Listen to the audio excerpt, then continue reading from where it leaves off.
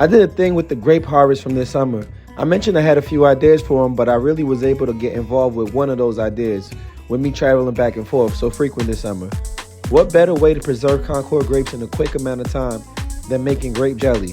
I love grape jelly. They make up one half of the most iconic unions from my childhood snacks. It does something really special to biscuits and bagels. I could go on and on about grape jelly, but I'd rather jump into how I turn my grapes into jelly. The grapes I grew up from seeded grapes, so I had to power through the most tedious task ever of separating the seeds. I'm getting ahead of myself. What I did before I started the seed separation was wash the grapes and remove all stems and use the ripe, darker purple grapes only.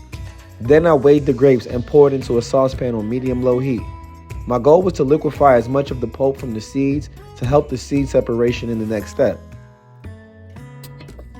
Once the grape juices were released after several minutes of heating and mashing with the cooking spoon, I strained the juice and used a cheesecloth sack to squeeze out as much fresh juice as possible. Once I separated the juice, the most tedious part was next. I used the colander and pushed the grapes back and forth repeatedly until I felt enough seeds were removed and saved the grape flesh. I added just the grape flesh and the juice back into the saucepan and continued to cook on low heat.